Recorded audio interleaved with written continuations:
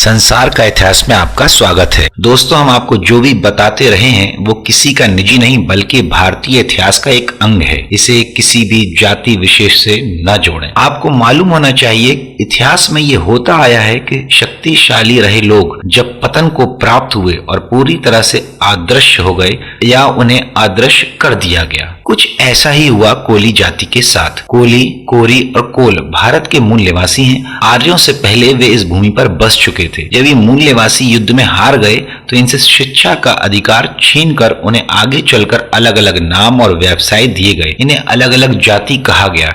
समय के साथ साथ अलग अलग स्थानों पर इसे अलग अलग नामों से इंगित किया गया, जैसे कोरी, कोली, बुनकर, हिंदू जुलाहा, कबीरपंथी, भुइयार, तंतवाय आदि। प्राचीनतम राजा मंधाता एक सर्वोपरि और सार्वभौमिक राजा था जिसका प्रताप भारत में सर्वत्र था और जिसके शौर्य और यज्ञों की कथाएं मोहनजोदड़ो के शिलालेखों पर अंकित हैं। वे इसी जाति के थे। सन 1857 के स्वतंत्रता संग्राम में झलकारी बाई ने झांसी की रानी लक्ष्मीबाई के प्राण बचाने महत्वपूर्ण भूमिका निभाई थी, जो कि उनकी बहुत करीबी साथी थी एवं जाति से वो कोरी थी। कोरी समाज ने देश और दुनिया को कई महान बेटी और बेटियां दी हैं जिनकी शिक्षाओं का सार्वभौमिक महत्व और प्रासंगिकता आज आधुनिक जीवन में भी है। इस जाति के लोग सैद्धांतिक रूप से कई बहिर्विवाही वंशों में बटे हैं और मुख्यतः हिंदू हैं, लेकिन अपने पुराने जीववाद को कुछ हद तक जारी रखे हुए। कोलाबा का नाम संभवतः इन्हीं कोलियों के नाम पर पड़ा था। 20वीं शताब्दी के अंत में इनकी जनसंख्या लगभग 6,50,000 थी। सबसे बड़ा कोली समूह महाराष्ट्र और गुजरात राज्यों में रहता है। कोलियों को कृषकों और मजदूरों के रूप में जाना जाता है, लेकिन कई कोलियों का जीवन केवल ईंधन की लकड़ी एकत्रित करने और मजदूरी करने पर निर्भर करता है। गर्मियों में जब खाद्य कम उपलब्ध होता है तब कोली लोग रसदार फलों और आमों पर आश्रित रहते हैं। तटीय कोलियों का परंपरागत पेशा मछली पकड़ना है, हालांकि अब इनमें से कई विद्यालयों और सरकारी कार्यालयों में कार्यरत हैं। कोली सैद्धांतिक रूप से कई बहिर्विवाही वंशों में बटे हैं और मुख्यतः हिंदू हैं। इनकी मान्यता है कि बीमारी किसी नाराज आत्मा या देवता द्वारा पैदा की जाती है और ये भी कि दूसरा विवाह पहले पति अथवा पत्नी की आत्मा को जागृत कर सकता है। परंपरागत रूप से ये जनजाति के रूप में वर्गीकृत कोली फिर से एक निचली हिंदू जाति के रूप में अनुसूचित किए गए, जिसमें अग्री और अहिर उपजातियां शामिल हैं।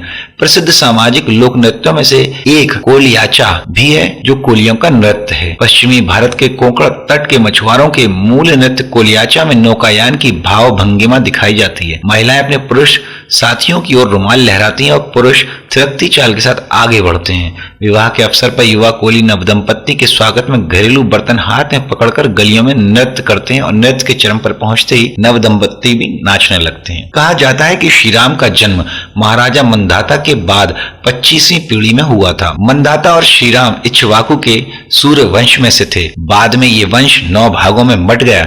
ये वंश थे मल्ल, जनक, विद्रोही, कोली, मौर्य, लिच्छवी, जनत्री, वाजी और शाक्य। मंधाता इक्ष्वाकु के सूर्यवंशी से थे।